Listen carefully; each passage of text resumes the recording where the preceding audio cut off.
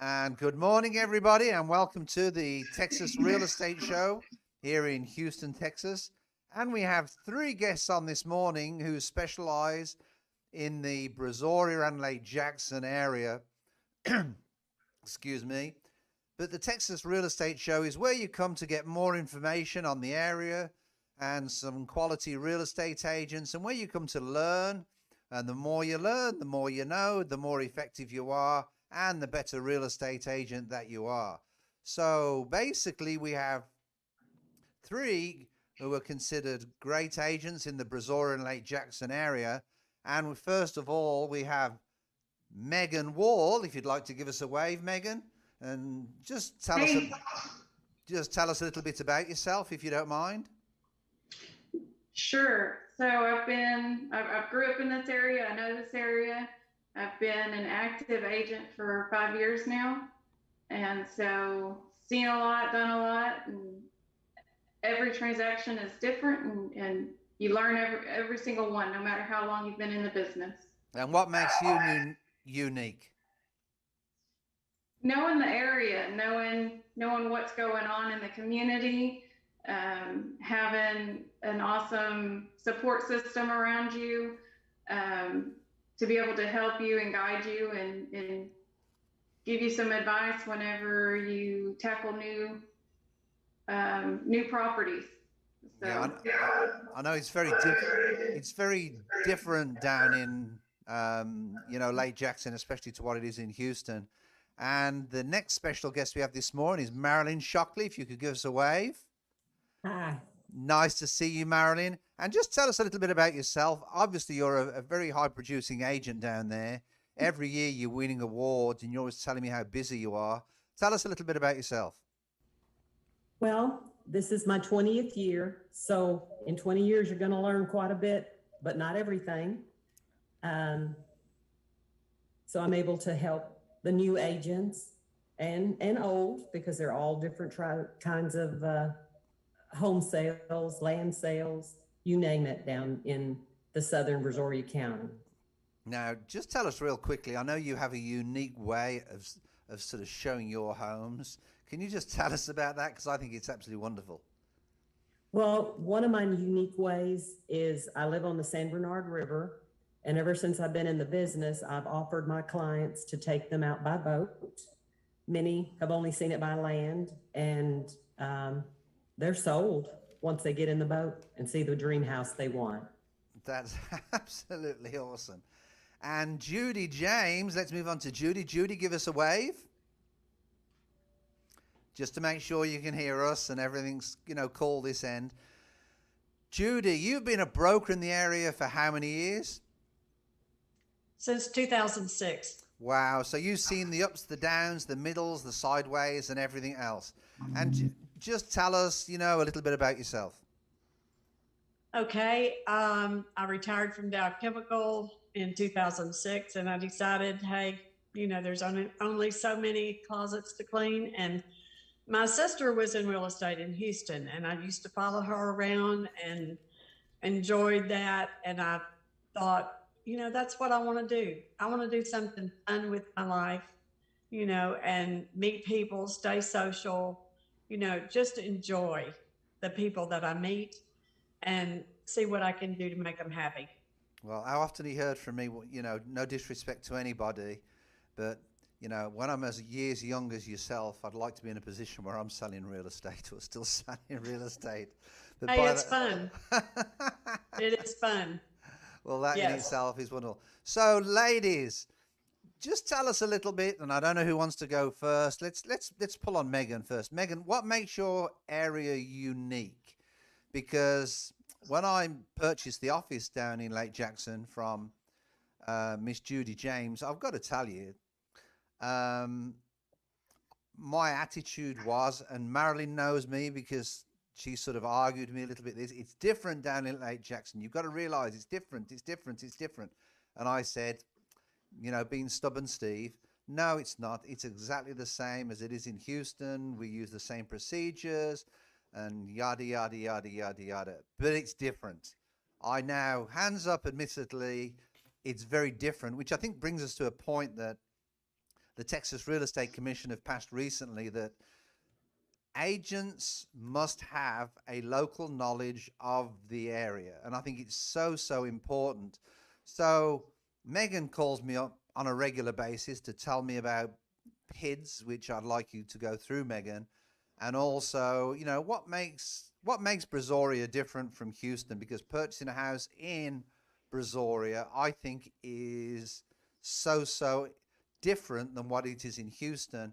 And we all know that there's a lot of Houston agents, just to get the deal, what do? They go down to Brazoria and they, you know, transact a deal. And we all know it's very different. And I know that you guys are always out there to perhaps help the other side a little bit in paperwork and documentation. And I know that Marilyn has a little story that wants to tell us. So, Megan, why don't you go first? What do you think are the biggest differences in Brazoria to what it is in Houston? I think the biggest difference is going to be your location. You know, we're a coastal county. We have so much to offer, and depending on where you want to be at, whether that's Freeport, Lake Jackson, Brazoria, Sweeney, or any of the other cities in our area, you have your city living, you have your rural area living, and depending on where you land is going to be dependent on the knowledge base that you need to work with your clients on getting the transaction completed. And I feel that when you're dealing with wells and septic, you need to have that knowledge to be able to talk with your clients, especially when different situations come up during that transaction, with whether or not something's going on with the water well, whether or not something's going on with the septic. It's county regulated. There's certain steps and certain things that need to be met. And when you're dealing with raw land on having to put these systems in, there's different steps you have to take. And so somebody not from this area that doesn't deal with this often or never seen it is going to be lost, and they're not going to know who to reach out to or where to go from there. And the same thing goes with, we have different rivers come around us. We have the Gulf around us, and you need somebody local, especially if they're coming from out of state or just not from this area, to know what the rivers have to offer, what the safe ways of, depending on where you're going and what you're wanting to do with it, is going to be whether or not you should use do water sports or sportsman sports on those waters, and which ones to not be trying to swim in. You need an agent that's familiar with the area to keep you give you a little bit of knowledge and to keep you safe. Right. And then let's move on to Marilyn. Marilyn, I know you told me a few stories that you've had, but can you sort of tell me what makes Brazoria, you know, different to other areas, especially, you know, the Houston area? You can, you know, say some of the same differences as what Megan had said, if that, you know, I know that you brought a lot of differences up to me yesterday, and you gave me an example of a transaction that you've just done recently. If you'd like to sort of, you know, kick that off and let us know. Well, it's a prime example. When you live in a community like Southern Brazoria County, the town is, think about Houston, you think about this large city. Everyone is in the city limits, if not very close to it. And so you're Houston, you're Sugar Land, they all just run together. Well, we kind of do the same, but there's miles between. So our address may say Lake Jackson, but we may be 5 miles out of town. And that's what makes it different. Those properties that are out of town. I have one in Clute, and this agent recently, they assume, okay, Clute's a town. Well, it's close, but it has a well and septic. And so I pushed her to get her clients to sign the various documents that I had online.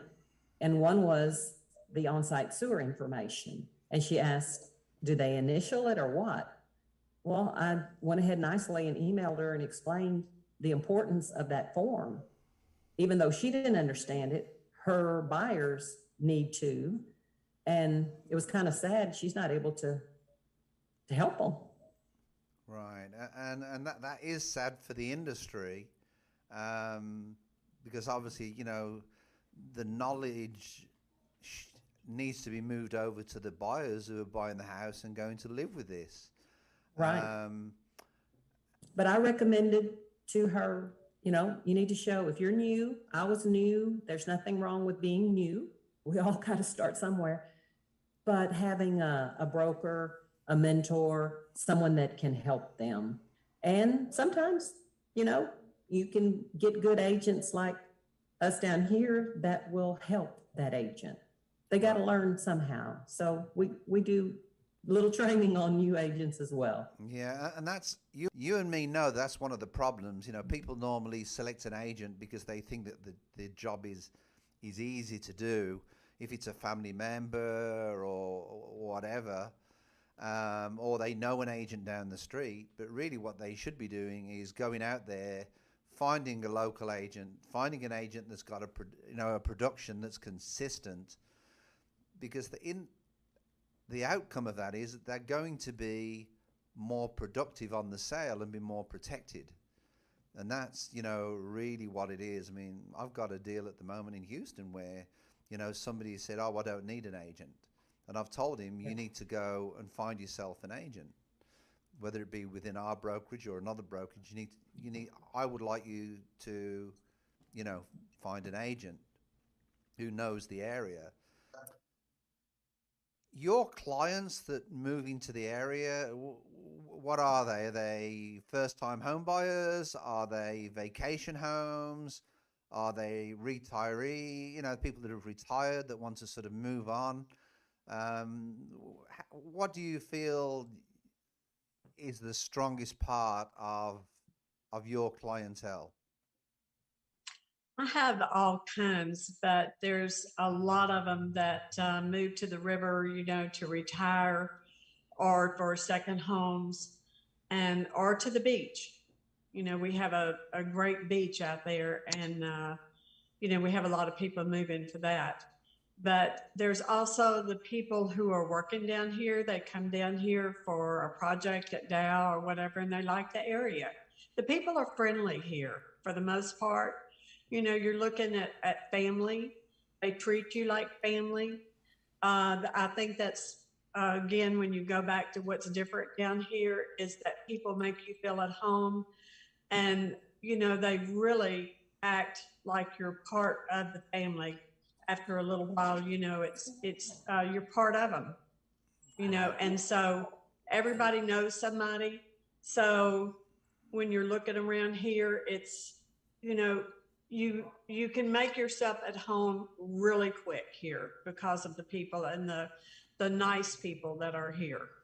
Well, that's nice to hear that corporate America, they do look after, you know, some of the They people. look after their own. Yeah, which is, you know, very impressive, you know, to be perfectly honest. So, what else do you feel is different in Brazoria? The biggest difference that I found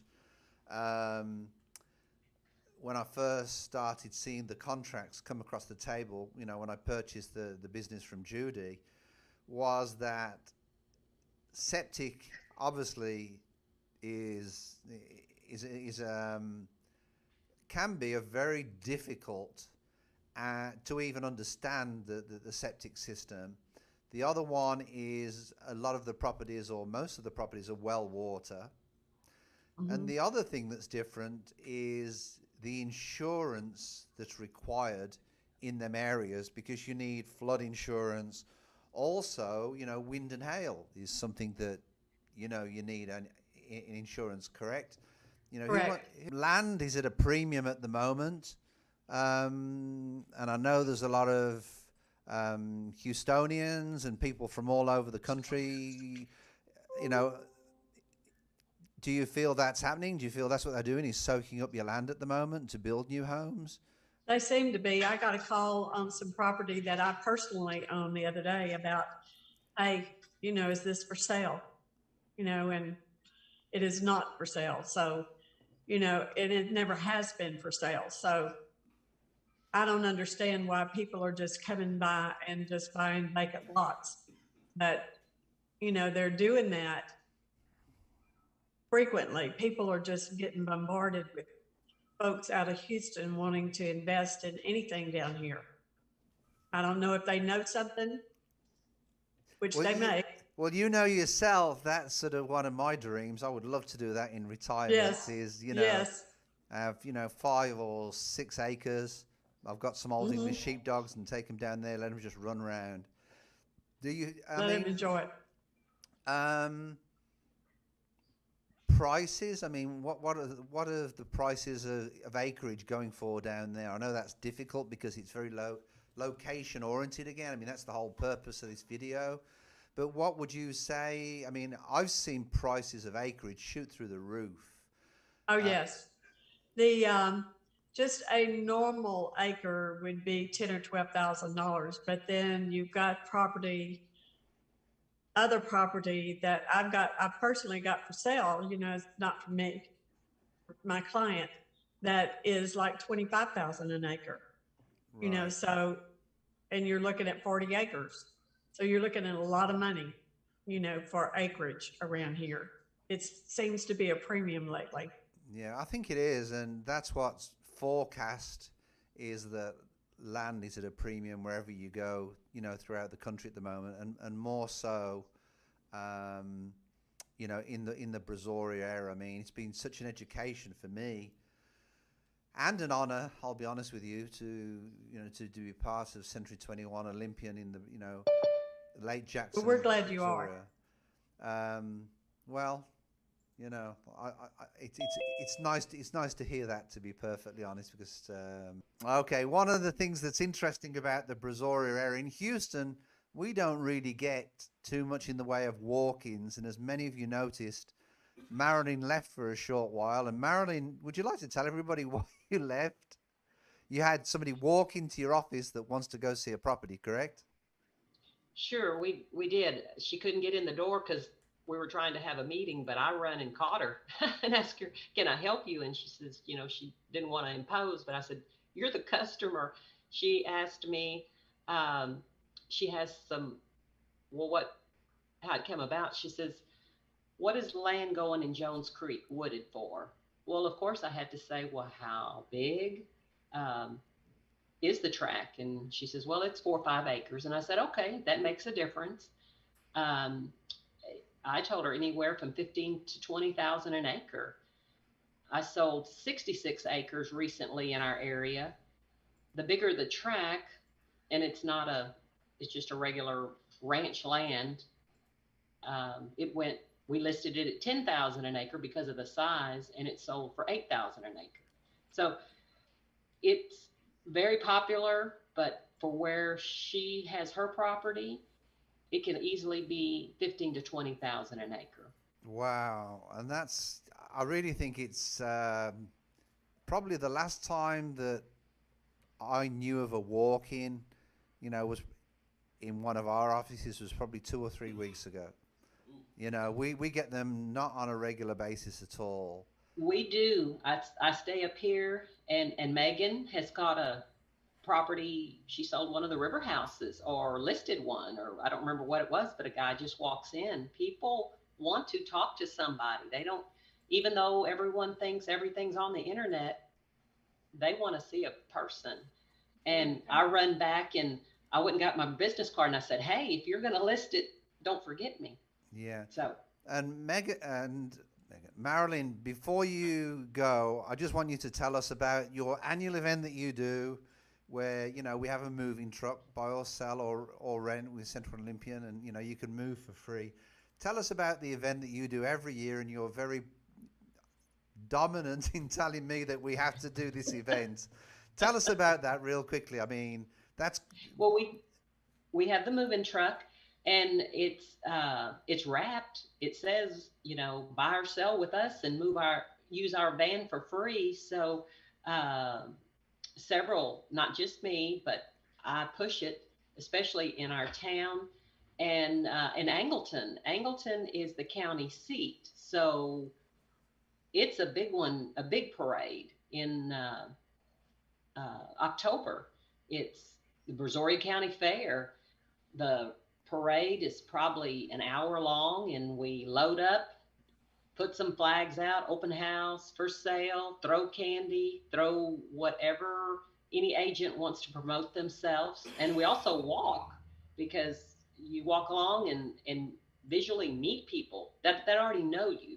That's the difference. When you're asking what's the difference about our area, it's small enough that you are going to see your clients.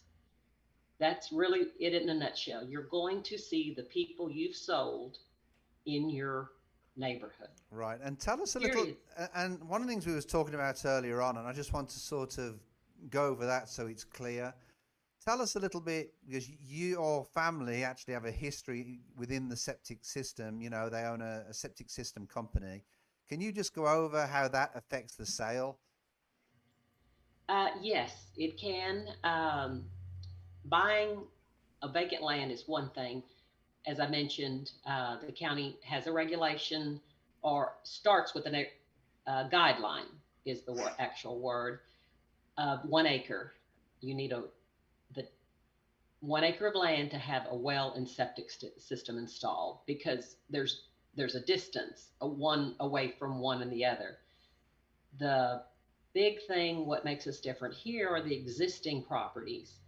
So on the existing properties, it gets tricky, because that's the word, they're existing. So there wasn't a 1 acre rule when they built.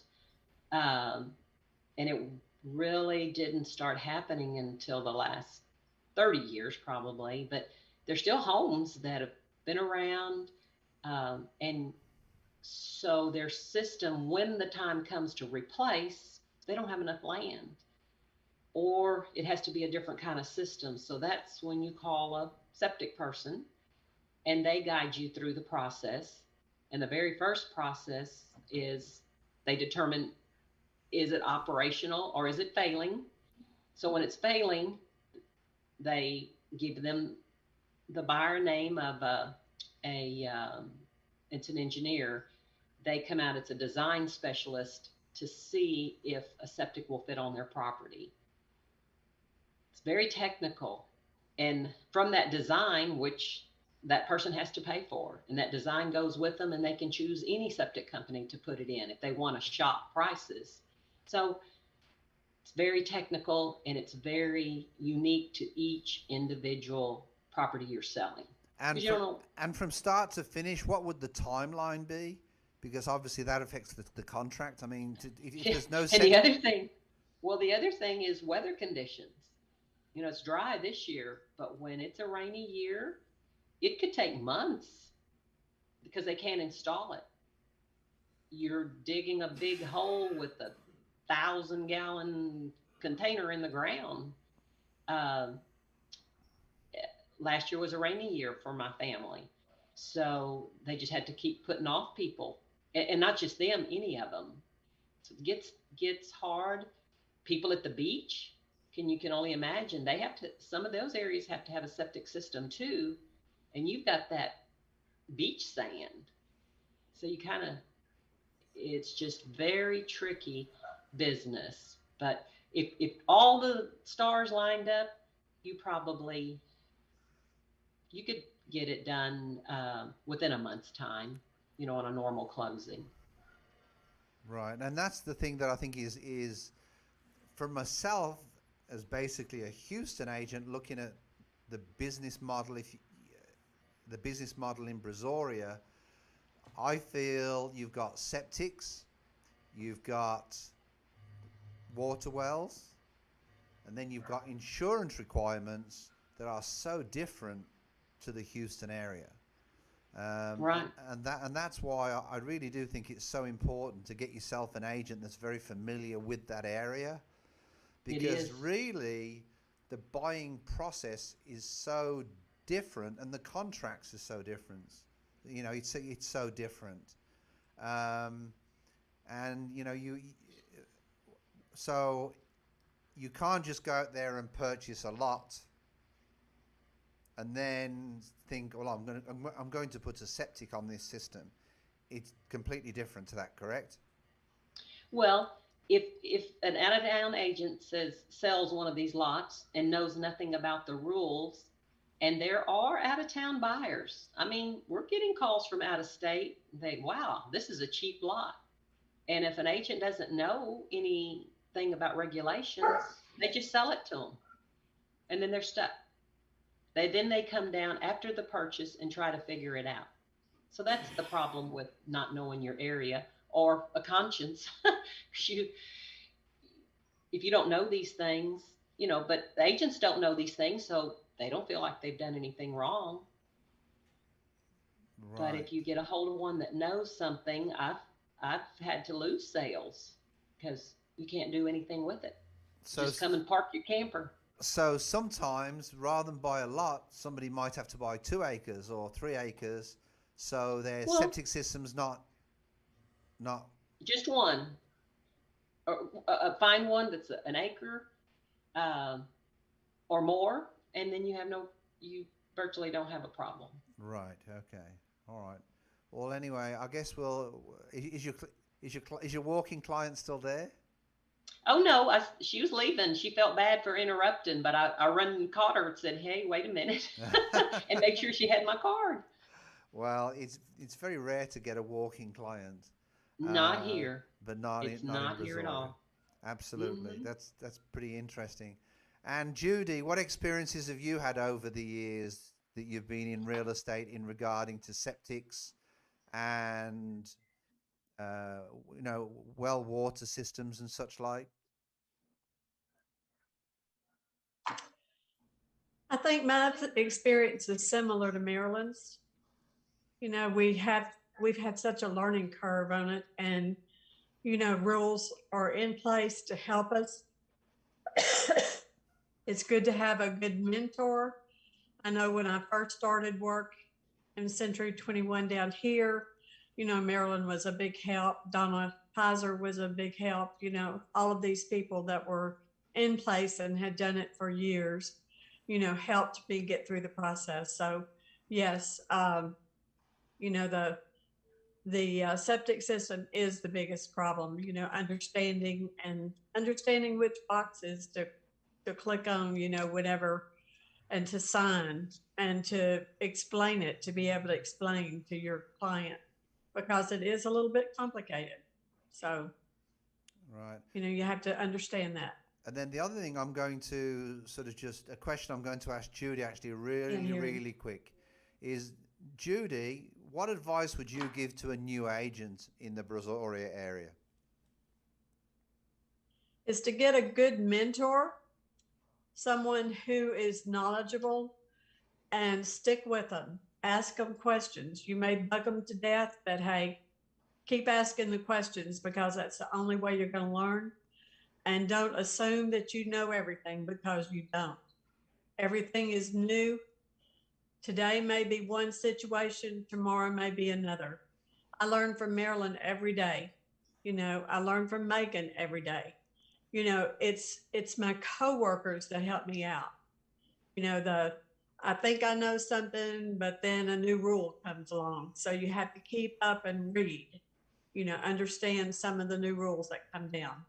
So, you know, just stay knowledgeable and get help when you need it. This is a very broad question I'm going to ask you. The last 3 years, what changes have you seen in the industry? Well, I'm not real sure how to answer that. I know that, you know, it's now a seller's market. You know, you've got some high prices, and, you know, everybody keeps worrying about there being a bubble out there somewhere. And there may be, who knows? But, you know, the fact is that the prices are high now, and you have to adjust to that. You have to know how to do multi-pricing offers. You know, you get, multiple offers. What are you going to do? What's your plan? I know one time I had a very small house that was for sale, and before I put it on at midnight, and before that morning, I had 2 unseen offers. So people were making offers on that property without even seeing it. It was just amazing. And I was sitting there going, wow. I think I got 17 offers on that in one day. Yeah, we've just had a property in the Houston area. I can't hear you. We just had a property in the Houston area that had 24 offers in the space of 24 hours. So I don't think that's a good thing personally, but No, it is not, because some of those offers that they offer you more than asking price, they don't realize they're going to have to bring that extra money to the table. So they back out within the 10 days. So you've just lost your sale, and you've just wasted time, your client's time, and taking it off the market. Right. So it's not a good deal. You have to be a very careful. A lot of clients get despondent. The correct offer. A lot of clients get despondent as well when that's the case. That's the problem that I find, because I think that real estate is the best investment anybody can make in their life, and I always have felt that way. I don't think there's going to be a bubble. In 2008, when we had foreclosures, the market was affected 10%. It had recovered within 24 months. So I really don't think there's going to be a bubble at all on that. Marilyn, do you think there's going to be a real estate bubble burst within 3-5 years in the Brazoria area? Well, what's happening, and the news this morning explained it real well. Because of these high prices, people are going to have to make a minimum, and they gave an example of a $300,000 home versus $250,000, $280,000. They're going to have to make $10,000 a year more. So that's the problem. Wages aren't going with the price of houses. With the gas prices, that's another expense, and that's just one example. But that's where I see the lower end people that I work with, meaning lower end. It's a horrible thing to say. You could buy a good house at one time for $150,000, but now it's $250,000, and they're not making that much more money than they were before. So the choices are limited. And so if there is a low dollar house or a good house, it's limited. So that's why we're seeing the multiple offers. It's something it's on the majority are on something that people can afford. But the clients that I'm working with right now in that price range, they're struggling because those interest rates are higher. The insurance is higher. So I've had one back out a week before closing because of flood insurance. And he didn't want to pay. He budgeted so much, and flood insurance was going to be $300 a month more on top of his payment. Wow. And he lost $2,700 earnest money, but he didn't care. So that's what I'm seeing. Yeah, absolutely.